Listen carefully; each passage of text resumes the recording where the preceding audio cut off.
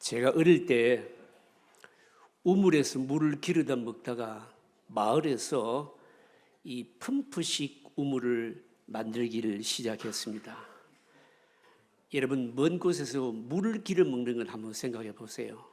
양동이로 물을 떠오기도 하고요, 무지개를 가지고 물을 지고 오기도 하고요. 얼마나 힘든지 모릅니다. 그러다가 집집마다 이제 이 펌프를 가지고 언제든지 젓기만 하면 물이 콸콸 나오는 우물을 다 파기 시작했습니다. 얼마나 편하겠습니까? 그런데 어느 해에 가뭄이, 지독한 가뭄이 들었는데 이 펌프식 우물을 판 그 마을의 우물의 반 정도가요, 물이 안 나오는 겁니다. 그러니까 또다시 뭡니까? 우물에 가서 물을 길어오기 시작한 겁니다. 그래서 그때 생각한 게 뭔가 하면, 야, 이게 물이라고 하는 것이 저절로 그냥 이 지하수를 뚫어서 우물을 파면 저절로 나오는 것이 아니구나. 물이 안 나올 수도 있구나. 다시 물을 우물에 길어 먹으면서 다시 생각하고 마을 사람들이 감사하게 생각했다라고 하는 겁니다. 여러분 한번 생각해 보십시오. 진정한 감사는요, 뭐 놀라운 일을 딱 경험하고 난 이후에 반응하는 그런 마음이 아닙니다. 그리고 잊어버린 것을요 다시 깨닫고 감사하는 것도 그것도 아닙니다. 진짜 감사는, 진정한 감사는요, 매일의 평범한 삶, 평범함 속에서, 그러니까 근원을 기억하는 마음의 태도, 여러분 이게 바로 진짜 감사인 겁니다. 여러분 한번 적용해 보시기를 바랍니다. 우리는 매일매일 하나님께서 주신 많은 것들을 누리면서 살고 있지 않습니까? 생명을 부지해 주시기 때문에 오늘 우리가 이렇게 살고 있는 겁니다. 매일매일 우리에게 일용할 양식을 주셨기 때문에 먹고 활동하지 않습니까? 소중한 가족을 주시고요, 그리고 일을 할 수 있도록 해주셨기 때문에 우리의 삶의 의미를 여러분 찾습니다. 이런 매일의 평범함을 가득 채우고 있는 것들 모두가 다 하나님께서 주신 것이다, 이걸 깨닫고 고백하는 것, 이게 여러분 진짜 감사인 겁니다. 하나님께서 우리에게 구원을 주신 것은 말할 것도 없지요. 그러나 조금 우리가 생각해 보게 되면 이 매일매일 삶 속에서, 평범함 속에서 하나님 주시는 것들을 기억하게 될 때 감사하지 않을 수 없다라고 하는 겁니다. 우리가 오늘 감사주일을 맞아서 감사에 대한 설교를 많이 들었습니다. 오늘 우리가 들으려고 하는 말씀은 뭔가 하면 근원에서 나오는 감사, 바로 이겁니다. 오늘 첫째로 생각할 것은요, 모든 좋은 것은 하나님께로부터 온다라고 하는 겁니다. 오늘 우리가 한 절 말씀을 읽었거든요. 상반절 말씀 여러분 다시 한번 더 보시기 바랍니다. 상반절을 우리가 다시 한번 더 천천히 한번 읽어보실까요? 같이 읽습니다. 온갖 좋은 은사와 온전한 선물이 다 위로부터 빛들의 아버지께로부터 내려오나니. 여기 보시면요, 온갖 좋은 은사, 여기 은사라고 하는 말은 헬라 말의 말을 좀 의미 있게 번역을 하자면 무슨 뜻인가 하면요, 주는 행위를 뜻하는 겁니다. 그러니까 온갖 좋은 은사라고 하는 것은요, 모든 종류의 좋은 것들을 주시는 행위, 이걸요 좀 예를 들어 우리가 좀 설명을 하자면 이런 겁니다. 이스라엘 백성들이 광야를 여정할 때 저들이 노력하고 애쓰고 땀 흘린 거 하나도 없지 않습니까? 그럼에도 불구하고 하나님께서는 매일매일의 양식인 만나를 주셨고요, 고기 때문에 막 불평을 하니까 메추라기를 몰고서 또 먹여주셨고요, 그리고 뭐니 해도 광야 여정 중에 가장 힘들고 어려운 것은 물 아닙니까? 하나님께서 반석을 치셨으라도 물을 뭡니까? 주신 겁니다. 그러니까 이 광야 여정한 가운데 이스라엘 백성들이 얻은 것은 자기들이 노력을 해서 얻은 것이 아니라 하나님께서 주심으로 받게 되었다라고 하는 겁니다. 이게 바로 뭔가 하면 온갖 좋은 은사, 그러니까 하나님께서 주시는 행위, 이걸 말하는 겁니다. 여러분 오늘도 우리에게 매일 아침 눈을 뜨게 하시고요, 여러 가지 은혜를 베푸시지 않습니까? 그리고 여기 또 보시면요, 온전한 선물이라고 말씀합니다. 여기에 선물이라고 하는 말은 헬라 성경 보면 도레마 이렇게 표현이 있는데 이 말의 의미도요, 조금 의미 있게 새롭게 이해를 하자면 주어진 결과물을 말하는 겁니다. 하나님께서 우리에게 뭔가 물을 주시기도 하시고 또 메추라기를 몰고 오셔서 또 아니면 만나를 직접적으로 주시기도 하시지만, 그러나 이 세상의 모든 것들이요, 우리 눈에 보이지 않지만 하나님께서 뭔가를 그 근원을 제공하심으로 그 근원을 통해서 주시는 일종의 열매를 이제 말하는 겁니다. 예를 들어 이런 거 아니겠습니까? 여기 지금 오늘 보시는 이 가을철에 수확을 해서 얻은 여러 열매들을 봅니다. 이런 열매들은요, 엄밀히 말하자면 하나님께서 햇볕과 비를 주셨기 때문에 뭡니까? 얻어진 결과물이죠. 여기 그러니까 온전한 선물이라는 말이 바로 그런 말인 겁니다. 이런 모든 것들이 도대체 어디서부터 오느냐? 여러분, 어디서부터 올까요? 위로부터 내려온다라고 하는 겁니다. 그러면 그 위가 어디냐라고 하는 겁니다. 여러분, 위가 어디일까요? 여러분, 낙동강을 한번 보십시오. 이 부산 근처에 이 낙동강은 거의 뭡니까? 바다와 인접하고 있는 하류이기 때문에 우리는 뭡니까? 큰 강물줄기만 보지 않습니까? 그러나 근원을 따라 올라가 보면 뭐가 있습니까? 전부 사실은 이 발원지가 여러분 있죠, 여러분요. 마찬가지입니다. 하나님께서 우리에게 모든 좋은 것들을 다 주시는데, 이런 좋은 것들을 주시는 그 출처가 어딘가 하면 위라는 겁니다. 그런데 위라고 하는 것이 어디일까요? 당연히 하나님이죠. 그런데 우리가 오늘 성경에서 주목해야 될 것이 뭔가 하면 이 하나님으로부터 모든 것이 오는데, 그런데 그 하나님은 뭐라고 표현하고 있는가 하면 빛들의 아버지, 이렇게 표현하고 있는 겁니다. 여러분, 여기 빛들의 아버지라고 하는 것이 이 말을 뭘 의미하는 것일까요? 창세기 1장 3절에 보시면 창조를 말씀하시면서 하나님께서 빛을 창조하시면서 그러면서 창조의 역사가 시작되지 않습니까?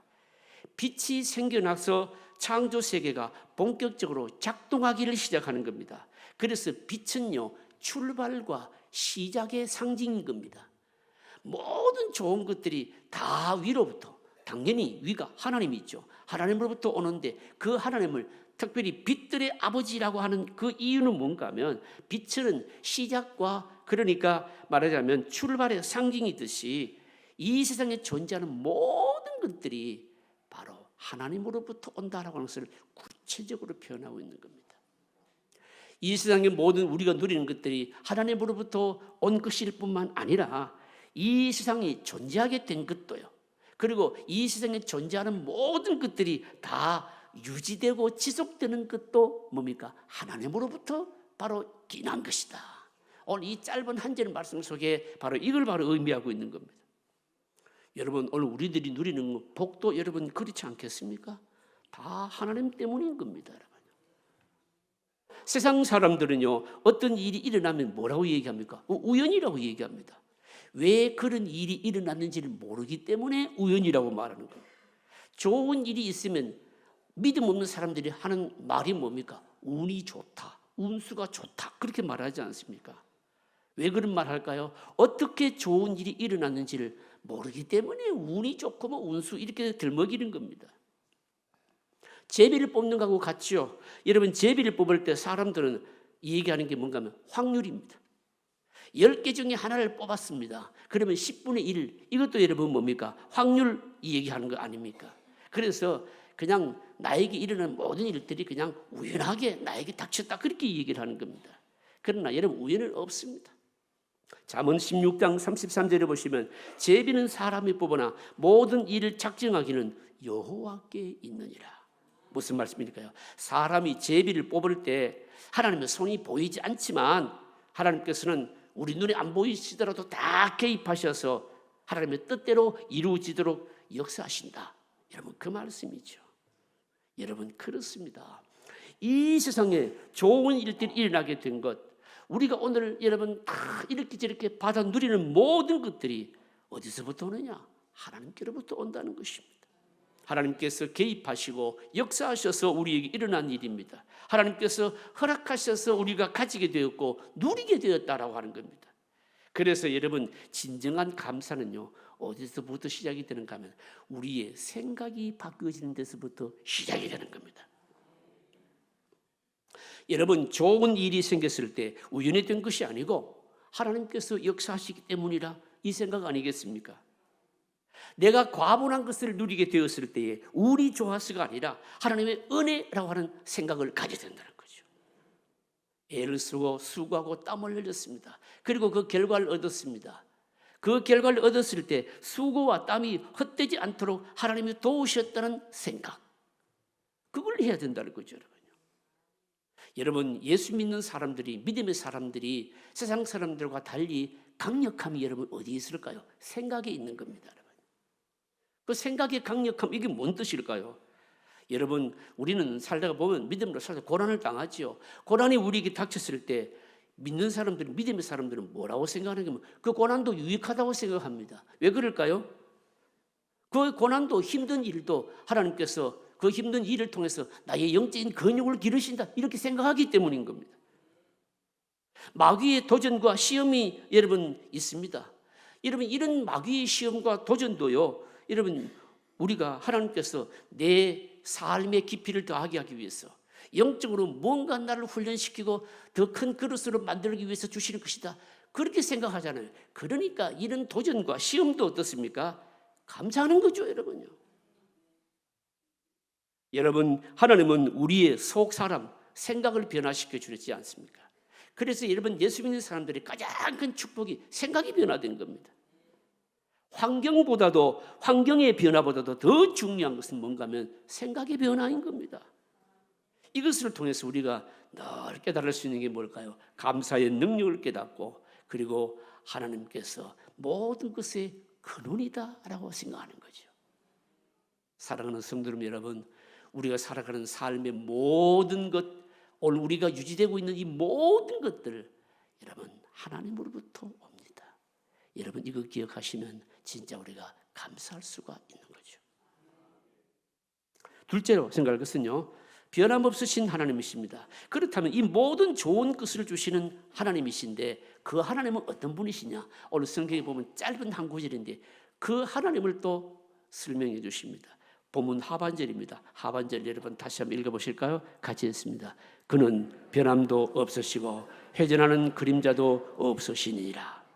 그는, 하나님은 뭡니까? 변함도 없으시다는 겁니다. 여기서 변한다라고 하는 것은 헬라마 성경 본문을 좀 의미 있게 하자면 바뀐다, 달라진다는 겁니다. 예를 들어서 이런 거 아니겠습니까? 봄, 여름, 가을, 겨울이 달라지는 것. 바로 이것을 나타낼 때 쓰는 말인데, 그런데 하나님은 변함도 없으시다. 그러니까 하나님은 뭡니까? 동일하시다. 그리고 일정하시다, 이 뜻입니다, 여러분요. 봄에도 여름에도 가을에도 겨울에도 늘 일정하시고 동일하시다, 그런 말씀입니다. 그리고 그 하나님은 또 우리의 좋은 모든 것들이 하나님께로부터 오는데, 그 하나님은요, 회전하는 그림자도 없으신 분이시다, 이렇게 말씀합니다. 회전하는 그림자라고 하는 이게 무슨 말일까요? 뭐 어렵지 않죠. 여러분, 아침 해가 뜰 때, 해가 아침에, 그리고 한낮에, 그리고 오후에, 또 해질녘에, 여러분 거기에 따라서 어떻습니까? 계속 위치를 바꾸면서 그림자도 여러분 다 바뀌지 않습니까? 그림자뿐만이 아니고 해와 달들이 여러분 돌지요. 회전, 그러니까 자전과 공전을 하지 않습니까? 그러면서 그 위치나 모양까지도 바뀌지 않습니까? 그런데 하나님은 뭡니까? 조금도 그런 것이 없다는 겁니다. 변하지 않으신다. 그러니까 신실하신 존재다, 이런 말입니다, 여러분. 여러분, 하나님이 이렇게 동일하시다고 하는 것은요, 사실은 우리에게 더할 나위 없이 뭡니까? 바로 감사의 내용인 겁니다, 여러분. 여러분, 이걸 좀 우리가 예를 들자면 가장 좋은 예가 여러분 누가복음 15장에 나오는 탕자의 비유 아니겠습니까, 여러분요? 탕자의 비유, 그 비유의 스토리 내용은 우리가 이미 잘 알고 있습니다. 둘째 아들이요, 아버지의 품 안에 있는 것이 이게 사랑인 줄 모르고요, 속박인 줄 알아서 아버지로부터 받을 뭡니까? 유산을 먼저 받아서 어떻게 합니까? 바로 집을 떠나지 않습니까, 여러분요? 떠나보니 어떻습니까? 냉혹한 현실과 마주치게 되지요. 전 아버지로부터 받은 것을 다 탕진하고, 여러분, 그 다음에는 닥친 것이 뭡니까? 배고픔이었습니다. 그때서야 배고파지니까 아버지 품이 생각난 거지요. 그래서 성경에 보시면 누가복음 15장 11절 그렇게 말씀합니다. 내 아버지에게는 양식이 풍족한 품꾼이 얼마나 많은가. 나는 여기서 줄여 죽는구나. 아버지 품이 생각나면서 돌아갈 생각을 하게 된 겁니다. 여러분 탕자의 마음이 어떻습니까? 수시로 변한 것이죠. 생각이 변하고 마음이 변하고 행동이 변하고. 그런데 아버지 집으로 돌아가고 싶은데 문제가 있지요. 뭐가 문제입니까? 그 문제가 뭔가 하면 아버지가 나를 받아주실까? 바로 이거였습니다. 과연 재산 다 탕진하고 돌아온 자기 자신을 받아주실까? 이거였습니다. 그래서 둘째 아들이 생각한 게 뭡니까? 이 탕자가 생각한 게 뭔가 하면 아들로 대우받지 않아도 좋다.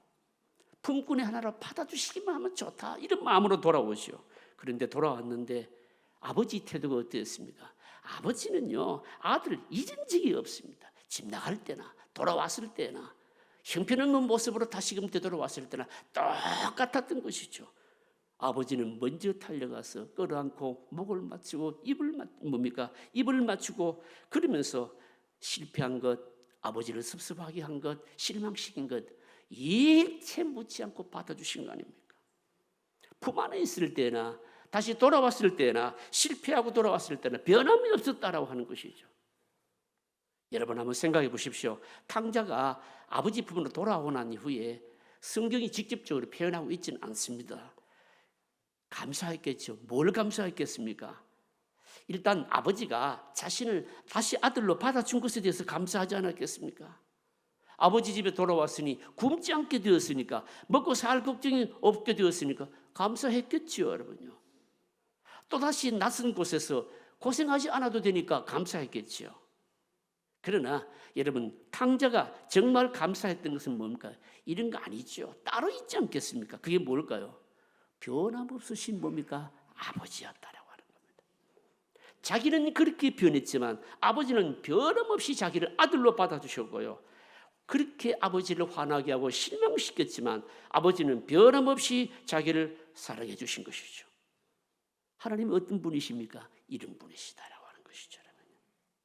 우리가 주 안에 있을 때나 주님을 떠났을 때나 깨닫고 돌아왔을 때나 여러분 생각해 보십시오. 한번 적용해 보시면요. 저나 여러분들은 사실은요 변덕스럽게 그지없는 사람 아닙니까, 여러분요. 얼마나 내 이익과 그리고 내 생각을 따라서 생각을 바꾸고요 행동을 바꾸고 얼마나 여러분 우리에게 여러분 부족한 부분들이 한두 가지가 아니지 않습니까? 하나님의 신실하심에 비하면요 형편없지요. 그럼에도 불구하고 하나님은요 전혀 변함없으시고 일정하시게 우리를 사랑하시고 다 받아주신 것입니다. 그래서 우리는 뭡니까? 하나님 앞에 나올 때마다 늘 감사해야 된다고 하는 거예요. 오늘 셋째로 마지막으로 생각할 것은 감사의 그늘은요 선물이 아니고 하나님이십니다. 변함없이 우리를 사랑하시는 하나님을 알게 될 때 우리는 감사의 방향이 달라지는데 그 방향을 생각할 때 두 가지를 꼭 생각해야 됩니다. 하나는 뭔가 하면 선물보다도 우리에게 주신 것보다도 주신 분을 생각해야 된다는 겁니다. 오늘 본문에 보시면 온갖 좋은 은사와 온전한 선물이라는 말씀으로 시작합니다. 이 온갖 좋은 축복을 말하는 것이죠. 그런데 결론은 뭔가 하면 빛들의 아버지를 강조하는 것에 초점을 맞추고 있는 것이 오늘 본문의 내용입니다. 모든 좋은 것들을 하나님께서 주셨다라고 하는 것으로 말씀을 맺고 있는 겁니다. 여러분 진정한 감사는요 선물이나 우리가 받은 축복보다도 주신 분을 바라보는 그 시각에서 나오는 겁니다. 진정한 감사는요 내가 무엇을 받았느냐가 아니라 그것을 주신 분이 누구이신가 이걸 생각하는 것에서 진짜 감사가 시작이 된다는 겁니다.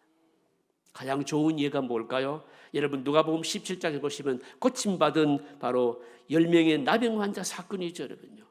10명이 고침을 받았는데 9사람은 자기 길로 가버리고 사마리아 사람 한 사람만 돌아와서 주님께 감사하잖아요. 이 9사람은 이 나병을 고침받자마자 바로 주님을 찾아오지 않고 가버렸는데 가버린 이유가 여러분 뭘까요? 여러분 이 9은요 전부 누구였냐면 유대인이었거든요.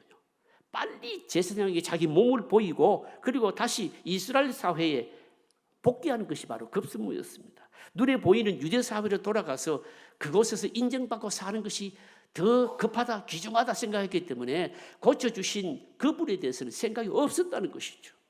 고침받은 삶을 누리는 것이 급선무였지 병을 고쳐주신 예수님에 대한 생각은 없었다는 것이죠. 여러분요.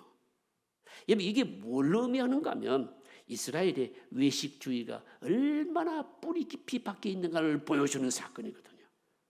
유대인들이요 나병 환자로 있을 때는 사마리아 사람과 함께 어울려 있었습니다. 그런데 병이 낫고 다시 유대 사회로 돌아갈 수 있다라고 생각하는 순간 어떻게 됐습니까? 회복된 몸으로 그러니까 자기 사회로 돌아가야 되는 것 이 귀하다고 생각하고요. 그러면서 말입니다. 주신 일을 마음속에 담지를 않았다는 거죠, 여러분요. 겉모습으로 판단한 외식주의가 감사하지 못하게 만들었다는 뜻입니다, 여러분. 이 외식주의가요, 하나님의 어마어마한 사랑, 하나님의 어마어마한 능력, 하나님을 체험한 것 대단한 할지라도 자기 중심으로 돌아가 버리게 만들었다는 것이죠. 여러분 이런 외식주의의 사람은요, 사람들이 인정을 받는데 급급하지 하나님께 대한 참단 감사 이런 게 없거든요, 여러분.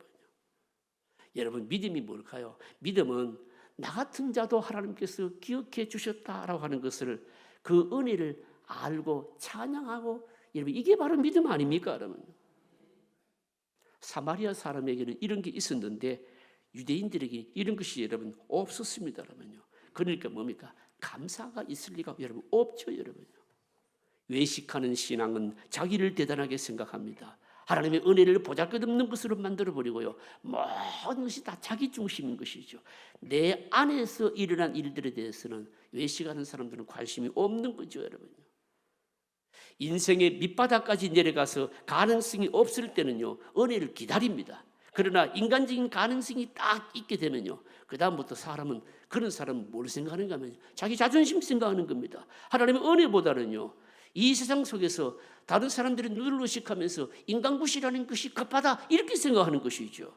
여러분 그런 사람에게 무슨 감사가 있겠습니까?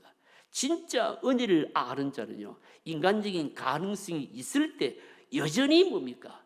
주신 자를 기억하고 감사하는 것이죠, 여러분. 사랑하는 성도 여러분, 오늘 우리가 진짜 하나님 나라의 천국 백성이 되었다 어떻게 알 수 있습니까? 도저히 나에게 있을 수 없는 은혜를 베푸신 그 하나님에 대해서 감사하는 믿음, 마음이 있는가? 이거죠, 여러분. 여러분 우리가 예배 나와서 1시간 예배 드리는 것, 우리에게 말씀이 들려지고 말씀의 능력이 나에게 임해졌다, 기도가 응답이 되었다, 성령께서 나에게 감동을 주신다. 여러분 대단한 거 아닙니까, 여러분요? 이런 부분들에 대해서 말입니다. 바로 주신 분을 알고 감사할 줄 알아야 된다는 거죠. 그리고 또 하나 여러분, 감사는요 받은 것을 기억하는 데서 끝나질 않고요, 내가 이렇게 많은 것을 받았으니 이것을 기억도 물론 해야 되겠지만 이런 것을 주셨다면 뭡니까? 받았다면 앞으로도 주실 분 앞으로도 주실 것이다 라고 하는 것을 깨달으면서 감사하는 게 이게 진짜 감사인 겁니다. 여러분 이 부분에 있어서 좋은 예가 바로 출애굽기 15장에 나오는 마라에서의 사건 아닙니까?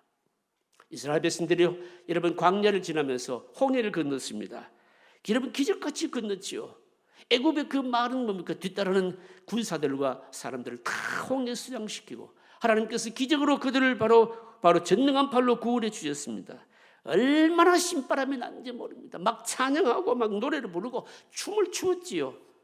그리고 오래 가지 않았습니다. 딱 3일 이후에 마라에 이르렀는데 먹을 물이 없어가지고요, 물을 발견했는데 그 물이 써서 먹을 수가 없으니까 그만 원망하기 시작합니다. 근데 여러분 이 마라에서 이스라엘 백성들의 원망을요 조금 우리가 생각해 봐야 됩니다. 쓴물 때문에 원망했을까요? 원망한 이유가 여러분 뭘까요, 여러분요? 물이 있어서 마실 수가 없었어가 아니라 속을 들여다보면 사실 조금만 생각해 보면 3일 전에 홍해를 건너신 그 어마어마한 구원과 기적인 능력을 베푸신 그 은혜를, 그 하나님을 생각했더라면 여러분 물이 없는데도 얼마든지 쓴물을 단물로 바꾸실 수 있다는 믿음을 가질 수 있지 않았겠습니까, 여러분요? 결국은 뭡니까? 하나님을 생각지 않았기 때문에, 한 번 주시고 그 다음에도 주실 분이라고 하는 것을 그 하나님을 생각지 않았기 때문에 바로 원망했다라고 하는 겁니다, 여러분. 여러분 은혜를 잊으면 감사가 사라지고요, 하나님을 잊으면 원망이 시작되는 겁니다. 감사는 뭔가 하면 다른 게 아니고 하나님을 기억하는 일이 바로 감사인 겁니다, 여러분. 감사의 근원은 하나님을 기억하는 믿음인 겁니다. 매일의 삶 속에서 우리가 잊지 말아야 될 것이 뭔가 하면 하나님이라는 겁니다. 그분이 하신 일이라고 하는 겁니다. 그분의 신실하신 손길이라는 겁니다. 그리고 그분의 성품입니다. 하나님의 성품입니다. 하나님은 변함없이 신실하신 분이십니다. 말씀을 맺겠습니다. 한 해를 돌아보면 감사할 제목이 너무너무 많지 않습니까? 그러나 우리는요, 우리의 감사가 단지 풍성한 수확이나 어떤 풍성한 형통함 때문만은 아닙니다. 풍성한 수확과 형통함을 베풀어 주신 하나님 때문에 감사한다는 겁니다. 우리에게 모든 좋은 것을 주실 그 하나님은요, 어떤 분이신가 하면 계속 주실 분이시기 때문에 감사하는 겁니다. 그러면 힘들고 어려워도 감사하고요, 받은 것이 없어도 감사할 수 있지 않겠습니까, 여러분? 그리스도인의 감사는 근원에서 나오는 감사인 겁니다. 우리를 사랑하시는 하나님을 생각하고 우리에게 은혜 베푸시는 하나님을 생각함으로, 기억함으로 드리는 감사, 저와 여러분들의 삶이 되시기를 주의 이름으로 축복합니다.